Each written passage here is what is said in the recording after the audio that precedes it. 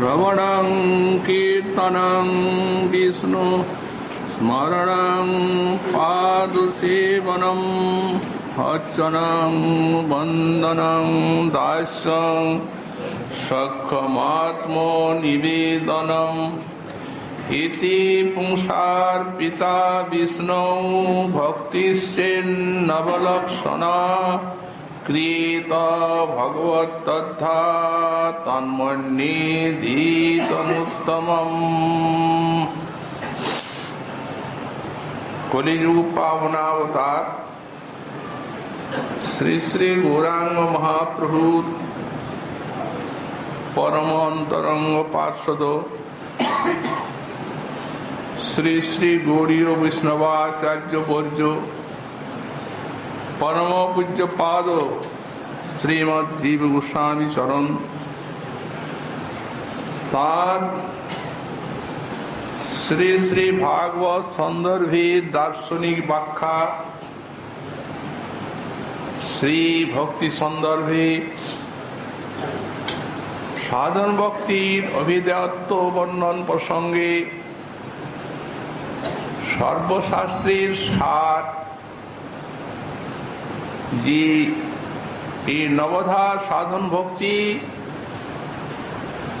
শ্রী প্রহ্লাদ মহাশয়ের উক্তিতে তা এখানে প্রতিপাদন করছে। শ্রীল প্রহ্লাদ মহাশয় তার পিতৃদেব হিরণ্যকশিপুর প্রশ্নের উত্তরে কোন অধ্যয়নটি এই বিশ্বের শ্রেষ্ঠ তাই নবধা ভক্তি প্রকাশ করে প্রতিপাদন করছে। হে পিত, শ্রী বিষ্ণুর শ্রবণ কীর্তন স্মরণ পাদ সেবন অর্চন বন্দন দাস্য সখ্য এবং আত্মনিবেদন ইতি পুংসার্পিতা বিষ্ণু ভক্তিশ্চেন্নবলক্ষণা, এই যে সর্বশাস্ত্রের সারাৎসার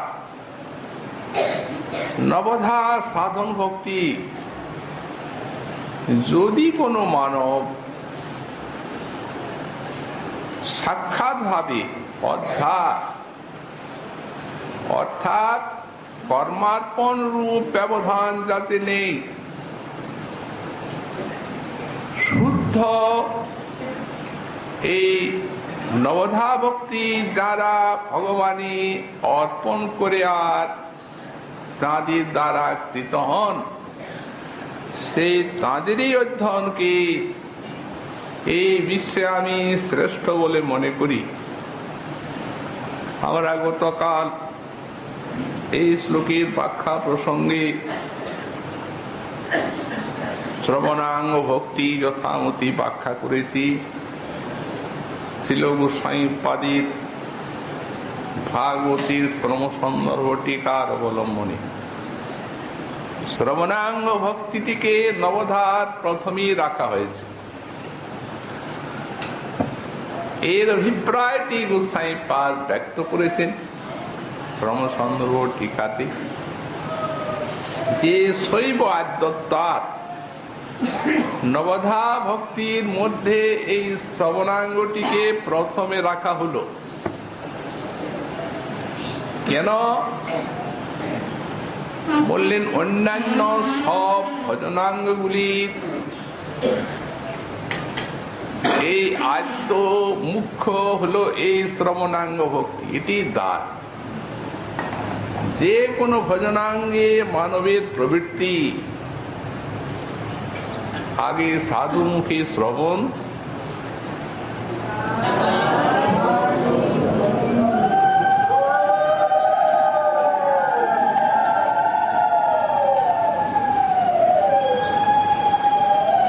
এটি ব্যতীত সাধন ভক্তিতে কারো প্রবৃত্তি জন্মাতে পারে না।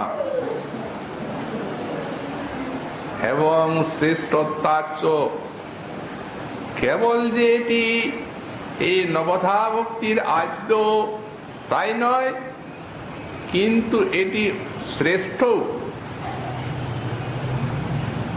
কেন বললেন? বিনা পণ্যই তেনৈব কার্যসিদ্ধির তলম। যদি অন্য কোনো ভজনাঙ্গ না থাকে তো একমাত্র এই শ্রবণাঙ্গ ভক্তির দ্বারা কার্যসিদ্ধি, ভগবানের চরণে সপ্রেম সেবা প্রাপ্তি লাভ ঘটে থাকে।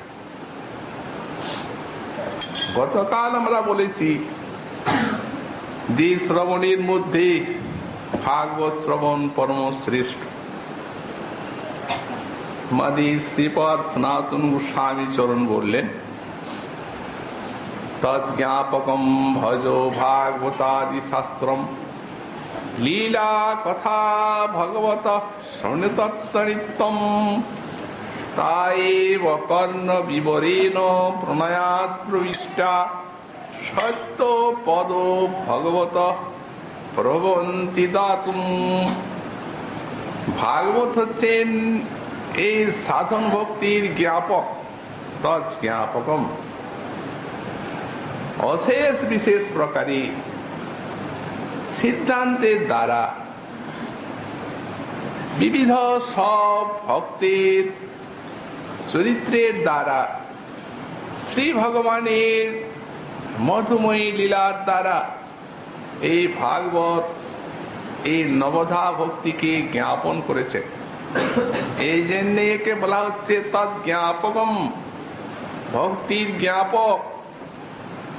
তাই ভজ ভাগবতাদি শাস্ত্রম, এই ভাগবত শাস্ত্রের ভজন করুন, শ্রবণ কীর্তন করুন। লীলা কথা ভগবত শৃণুতত্ত্ব নিত্যম, এবং ভগবানের মধুময়ী লীলা কথা এই নিত্যই শ্রবণ করুন। তায়েব কর্ণ বিবরেণ প্রণয়াৎ প্রবিষ্টা, অর্থাৎ তা বলতে সেই লীলা কথা, শ্রীকৃষ্ণের মধুময়ী লীলা কথা যদি প্রীতির সহিত কর্ণদ্বারে প্রবিষ্ট হয়, প্রণয়াৎ প্রবিষ্টা, তো সত্য পদ ভগবত প্রভবন্তি দাতুম, তাহলে সদ্যই গোবিন্দের পাদ পদ্ম পাইয়ে দেবে। এত শক্তি এই শ্রবণাঙ্গ ভক্তি। আমরা গতকাল বলেছি যে ভাগবত শ্রবণটি আবার দুই প্রকার, এক ভাগবত গ্রন্থ শ্রবণ এবং ভক্তমুখী শ্রবণ। শ্রীমদ্ ভাগবতী দেখা যায় এই ভক্ত মুখে বা মহানুভাব মুখে অমৃতময়ী শ্রী ভাগবতী কথা শ্রবণের কি চমৎকার পথ। শ্রীমন নারদ ঋষি প্রাচীন বরহি রাজাকে উপদেশ দিচ্ছেন, তস্মিন মহান মুখরিতা মধুবী চরিত্র পীযূষ শেষ সরিত পরিত শ্রবন্তী। তস্মিন ব্যাখ্যাকার লিখছেন সাধু সঙ্গে, সাধু সঙ্গে মহতের কথা, মুখের কথা শুনতে হবে। কারণ যারা শ্রোতা সে তাদেরকে নিজের সমাধুরী আস্বাদন করাবার নিমিত্ত এই সপ্রকাশ ভগবানের লীলা কথা স্বয়ং তাদের শ্রীমুখে এসে উদিত হচ্ছে। তাই তস্মিন সাধু সঙ্গে মহান মুখরিতা মধুবী চরিত্র, ভগবান শ্রীকৃষ্ণের মধুময়ী চরিত্র, তার দ্বারা সাধুগণ মুখরিত হয়ে আছে, তাদের মুখের থেকে সব প্রকাশ বেরিয়ে আসছে লীলা কথা। পীযূষ শেষ সরিত পরিত শ্রবন্তী, তাদের মুখের থেকে কৃষ্ণ চরিত্রের অমৃতসার নদী যেন কুলুকুলু না দিয়ে বয়ে যাচ্ছে। পীযূষ সার, পীযূষ শেষ শব্দ দিয়েছেন, পীযূষের শেষ শব্দের অর্থ হচ্ছে সার। এক তো স্বর্গীয় অমৃত, আর এক হচ্ছেন এই কথামৃত। তো স্বর্গীয় অমৃত অপেক্ষা ওই কথামৃতটি হচ্ছেন সার, শ্রেষ্ঠ। তার কারণ এমনি শ্রেষ্ঠ যে সাধন দশায় তো অবশ্য বটেই, কিন্তু পরম সিদ্ধি দশাও এর ব্যাপ্তি আছে। যারা সাক্ষাৎ ভগবানকে লাভ করেছেন তারাও ভগবানের নিকটে বর প্রার্থনা করছেন লীলা শ্রবণীর সাধুমুখী। তাই তো আমরা শ্রী প্রহ্লাদ চরিত্রে দেখতে পেলাম ভগবান সাক্ষাৎ দর্শন দিয়েছেন, নিজে বলছেন ধ্রুবকে বর চাও। উনি বলছেন প্রভু বর যদি দেবে তো এই বর দাও, ভক্তি মুহু প্রবহতাং তয়ি, যে সমস্ত মহতের হৃদয়ে প্রবাহের মতো ভক্তির ধারা বয়ে যাচ্ছেন, সেই ভক্তি মুহু প্রবহতাং তয়ি মে প্রসঙ্গ ভূয়াৎ, প্রভু তাদের সঙ্গে আমার প্রসঙ্গ হোক। যে নঞ্জসালমনমরু ব্যসনাং ভবাব্ধিম নিঃশ্রে ভবৎ গুণকথামৃত পানমত্ত। ভগবান যেন বলছেন ধ্রুব তুমি ছেলে মানুষ, এত বুঝতে পারোনি এখন। আরে হরিকথা শুনতে চাও, শ্রবণ কীর্তন তো সাধন ভক্তি। তুমি বুঝতে পারছো না যে তুমি প্রেম পেয়েছো। সাধন ভক্তির যে চরম ফল প্রেম তুমি পেয়েছো বলে তো আমি এসেছি, আমাকে দর্শন করা যায়। অতএব যেখানে তুমি ফলটা পেয়ে গেছো প্রেম, এবং সেই প্রেমেরও কার্য যে আমার দর্শন তা লাভ হয়ে গেছে, সুতরাং তোমার তো এখন প্রার্থনা করা উচিত যে প্রভু তোমার পাদ পদ্মে সেবা দিয়ে ধন্য করো। তুমি আবার নিচে নামতে চাচ্ছ, সাধন ভক্তি শ্রবণ করতে চাও। রোমাসে বললেন প্রভু আপনি ঠিকই বলেছেন। আপনি যে বললেন ধ্রুব তুমি ছেলে মানুষ, তাই ঠিক। কারণ প্রভু আপনাকে নিয়ে আমি কি করব? আপনি রসপূর্ণ কিন্তু ইক্ষুদণ্ডের মতো। যে সমস্ত মহতের চর্পণ করার ক্ষমতা আছে তারা আপনাকে নেবেন। আমি ছেলে মানুষ, দাঁত নাই, আপনার রস নিষ্কাশন করতে পারব।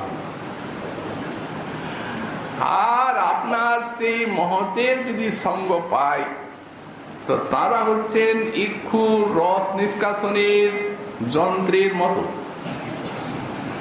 আপনার লীলা তো থাকবে হে রসময়।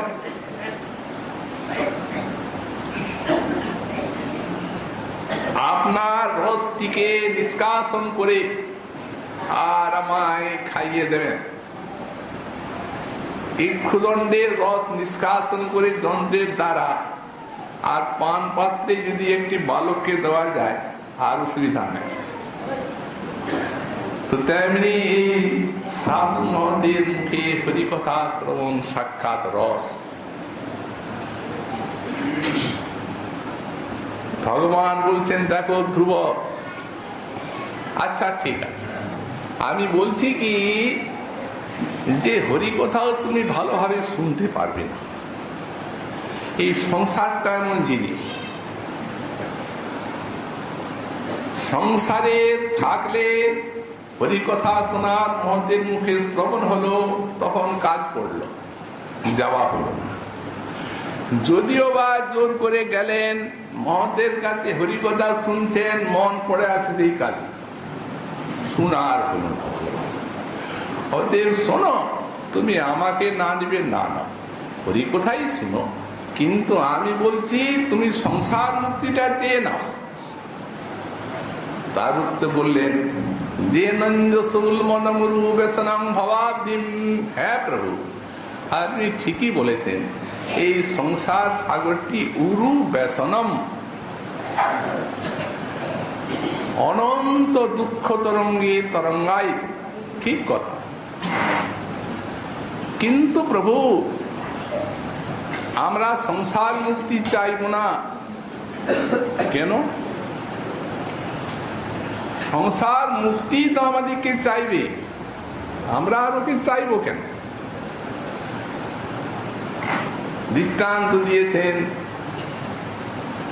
নেশে ভগৎ গুণ কথামৃত পান মত্ত, সাধু মুখে যখন তোমার গুণ কথা শ্রবণে আমরা মত্ত হয়ে যাব, তখন ভবসিন্ধু কখন শেষ হয়ে যাবে তা বুঝতে পারবো। এই শ্লোকটা উদ্ধৃত আছে হরিভক্তি বিলাসী টিকা, সেখানে গোসাইপাদ একটি সুন্দর ব্যাখ্যা করেছে।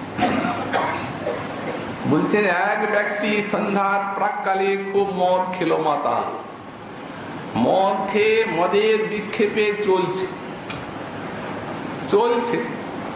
চলতে চলতে তার গায়ের বসন যে কোথায় স্খলিত হয়ে যায় এবং রাত্রি কোথায় সকাল হয়ে যায় তা যেন সে বুঝতে পারে না, কারণ সে তো মাতাল। প্রভু তেমনি আমরা তোমার সেই লীলা কথা অমৃত পানে মত্ত হয়ে যাব। এই মত্ত হয়ে যখন শ্রবণ কীর্তন ভজন পথে আমরা চলব, তখন এই ভবনিশা আমাদের কোথায় যে সকাল হয়ে যাবে, আর এই সংসার বন্ধন রূপ বসন কোনখানে খুলে পড়বে প্রভু আমরা টেরই পাবো না, তো চাইবো কেন সেটা? বা একমাত্র শ্রবণাঙ্গ, একেই বলা হচ্ছে অধ্যা, সাক্ষাৎ ওইটি চাচ্ছে, আর কিছু নয়, না কর্মার্পণ, না সংসার মুক্তি, কিচ্ছু নয়। তো এই জন্যই বললেন মহৎমুখী শ্রবণ। তার মধ্যে শেষের কথা যেটি গোস্বামীপাদ শ্রবণাঙ্গ ভক্তিকে যখন বিশ্লেষণ করে শেষ করছে, তখন একটা সুন্দর কথা লিখছে, তত্রাপি মহানুভাব মুখাৎ সবাসন মহানুভাব মুখাৎ শ্রবণন্তু শ্রীকৃষ্ণ নামাদিকং সর্বস্ব শ্রবণন্তু পরম ভাগ্যাৎ এব সম্পদ্যতে তস্য পূর্ণ ভগবত্তা। এই হচ্ছে বিশ্লেষণ গোস্বামীপাদ। এতে বলতে চাচ্ছেন উনি, আমরা যে বলেছি নাম রূপ গুণ লীলা ভগবানের চারটা শ্রবণের কথাই বললেন। তো বললেন মহতের মুখে শোনা ঠিক আছে, কোন গৌড়ীয় বৈষ্ণব শুনছেন, কোন মহৎ নিম্বার্ক সম্প্রদায়, রামানুজ সম্প্রদায়, ঠিক আছে। কিন্তু যদি সবাসন মহানুভাব মুখা, যদি কোন গৌড়ীয় বৈষ্ণব শ্রোতা এই গৌড়ীয় বৈষ্ণব মহতের কাছে অর্থাৎ রাধা কৃষ্ণ যুগল উপাসকের কাছে যদি এই ভাগবতের নাম গুণ রূপ লীলা এইগুলি যদি শ্রবণ করেন, তো বললেন এটি ভাগ্য নয়, পরম ভাগ্যাতেব সম্পদ্যতে, এইরূপ শ্রবণটা পরম ভাগ্যে সম্পাদিত, ভাগ্যের উপরও পরম। শেষে লিখছেন তৈস্য পূর্ণ ভগবত্বা। একে তো সবাসং মহানুভাব, আবার স্বয়ং ভগবান গোবিন্দের নাম রূপ গুণ লীলা শোনায় সোহাগা। এটি বুঝতে গেলে আমাদের একটু সময় লাগবে। আজকে আমাদের আলোচনা সংক্ষিপ্ত, তার কারণ পরম পূজ্যপাদ আমাদের গোস্বামী পাদত্রয়ের আজকে তিরোধান দিবস। এই জন্য শ্রী শ্রী রঘুনাথ দাস গোস্বামী পাদের ভজন কুটিরে আজকে ওই 3 গোস্বামীর সূচক কীর্তন হবে। এখনই এই 7:30টায় ধর্মশালাও পাঠ হবে আধ ঘন্টায়, এবং তারপরে 8টায় সেখানে সূচক কীর্তন শ্রবণও আপনারা যোগদান করবেন। আজকে আমাদের সন্দর্ভ কথা এখানে বিশ্রাম।